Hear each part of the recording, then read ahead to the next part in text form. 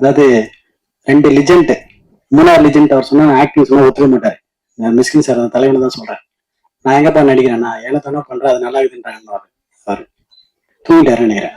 தரா தரா இல்ல, அது ஒரு ஹேபிட் தான் அவருக்கு எப்பவுமே.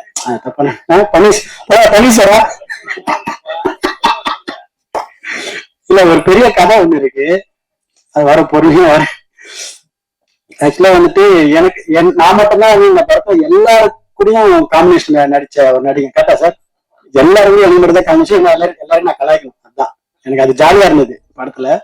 அது வந்துட்டு 2 லிஜெண்ட், ஜெயராம் சாரும் ஊர்வசி மேம்லாம் வந்துட்டு அவங்கள வந்துட்டு, ஏன்னா அவங்க எப்படி பர்ஃபார்ம் உங்களுக்கு எல்லாரும் தெரியும். அவங்க கூட வந்து பர்ஃபார்ம் பண்ண எனக்கு கிஃப்ட். எனக்கு அதுக்கு வந்துட்டு தலைவங்க தான், பாண்டியன் சார் தான் தேங்க்ஸ் சொல்லணும்.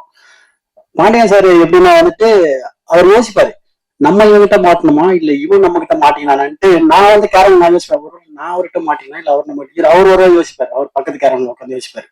ஏன்னா என்னன்னா காலையில இருந்து 7 மணிக்கு ஷார்ட் வைப்பாரு.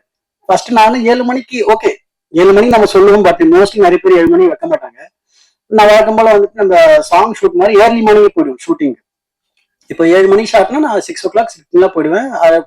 கரெக்டா போனோன்னு வந்துட்டு ஒரு 6:45 ஃபோன் பண்றாங்க, ஷார்ட் ரெடி டைம். ஷார்ட் ரெடியா 6:50க்குலாம் வந்துட்டு ஷார்ட் ரெடியா இருக்கு அப்படின்னு போய் பார்த்தா இவரு ஜார்ஜ்ல ஆல்ரெடி ஒரு ஷார்ட்டை முடிச்சுட்டு அடுத்த ஷார்ட் போயிட்டு இருக்காங்க.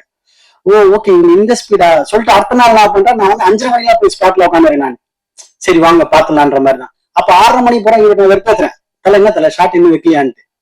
இந்த மாதிரி வந்து எங்களுக்குலாம் டைமிங்ல வந்து காம்படிஷன் நடக்கும். நானா ஒரு நடுவில் வந்துட்டு அவர் என்ன வெறுப்பேத்தார், மாஸ்டர் இப்போ காஸ்டியூம் மாத்தணும், என்ன பண்ணி டைம் எடுத்தீங்கன்னா இல்ல சார் ஒரே நிமிஷம் சொல்லிட்டு பக்கத்துலயே ரோட்லயே வந்து அப்புறம் ட்ரெஸ் அவுத்து போட்டு அங்கேயே மாட்டிட்டு அங்க நிப்பேன், ரெடி வாங்கன்னு.